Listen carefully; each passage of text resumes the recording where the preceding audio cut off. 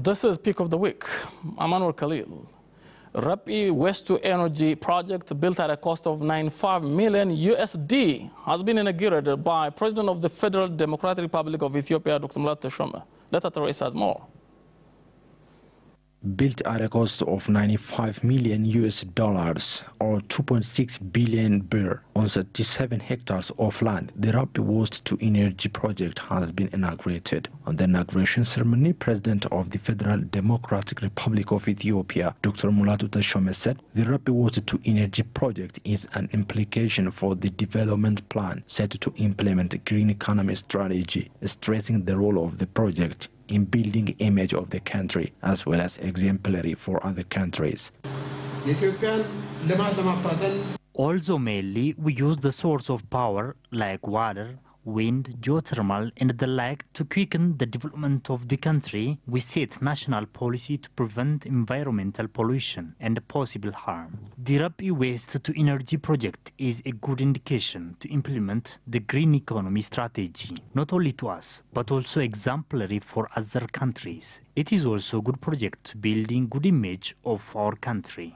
The president pointed out that the government has planned to cover 35% by renewable energy power supply.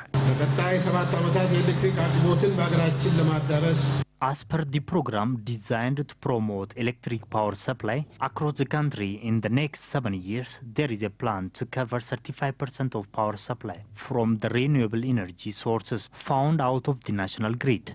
Dr. Mulatu said the newly inaugurated project would play an indispensable role in eliminating waste materials which have negative impact on the image of the capital city, in addition to generating electric power.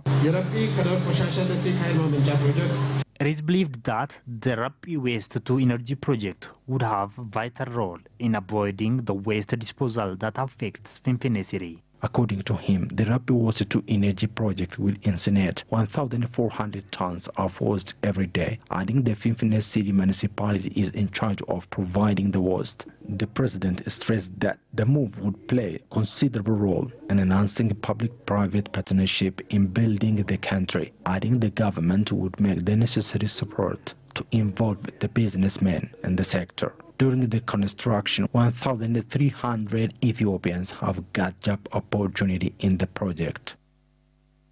This project is the first of its kind in Africa. A few months ago, a landslide that happened in this Rapi dumpfield area killed around 114 Ethiopians, poor people living around that area, and now energy source. Prime Minister of Ethiopia, Dr. Abiy Ahmed, said his government is working to build a committed, well-trained, educated military of the country. Fakad Brahanu has the details. Prime Minister Dr. Abiy Ahmed has been insisting on the need to build military which is free from political views since he took office in April. Dr. Abiy made the remark at the graduation ceremony of 130 military officers with diploma and master's degree, whom 10 of the graduates are from neighboring countries. He condemned violences carried out in some parts of the country and urged the need to stop such actions, as such things could adversely affect the stability of the country. There is a problem of identifying freedom and lawlessness. So we have been looking mob justice. This should be stopped. We do not allow individuals who want to fulfill their interests through breaking the country's law. Therefore, it is our obligation to respect and keep rule of law. Defense force of the country has double responsibility on this. Dr. Abiy added that his government is working to further strengthen the capacity of the armed forces and urged the graduates to apply their knowledge to support efforts towards building a professional institution.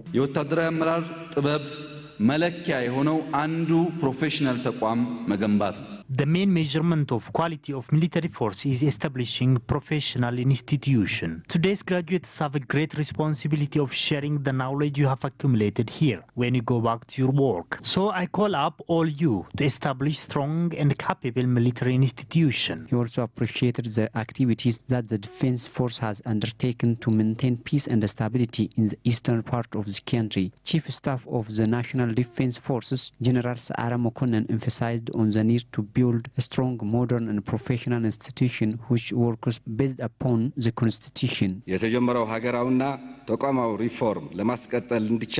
We've identified that the training and education is very important to sustain the country's change and reforms of the institution. So the country's defense force is ready to teach its officers starting from the upcoming year.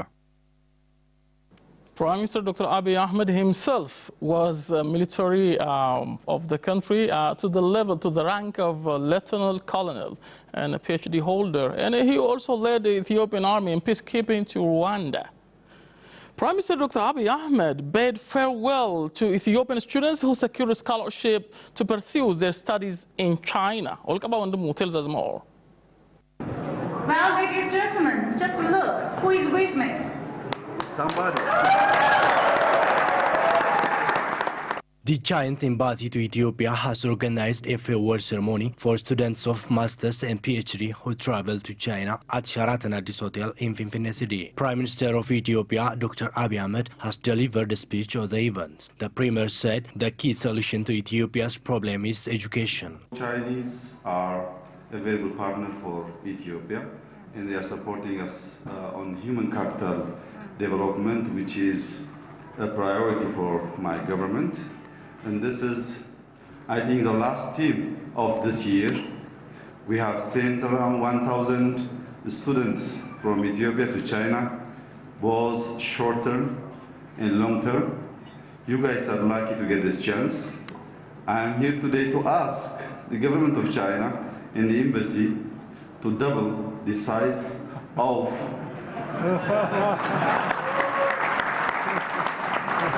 of course, not this year, but next year, if you don't mind.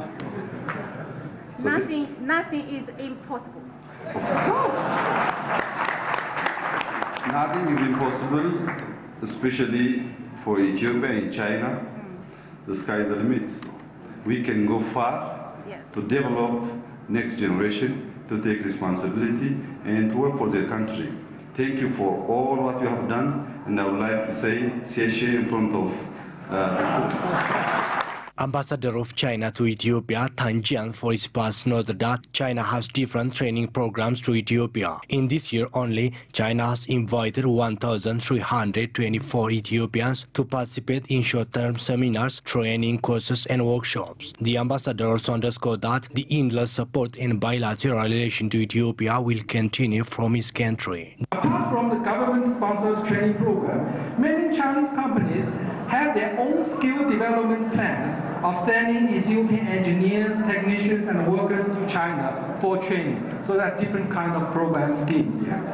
So we expect you, those who are going to China or who return from a study in China, we expect you to contribute to the relations between China and Ethiopia. A Chinese saying goes that the key to sound relations between states lie in the affinity between their peoples.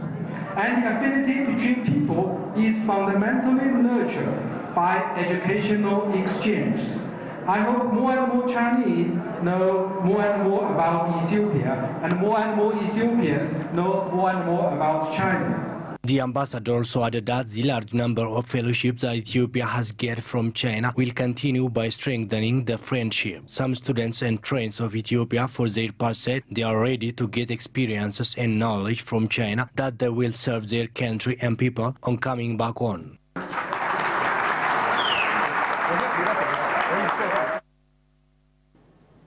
Prime Minister Dr. Abiy Ahmed said the sky is the limit for Ethiopia and China to change situations. And of course, China is investing more in Ethiopia and making a difference. Thank you for watching. Till next edition. Bye-bye.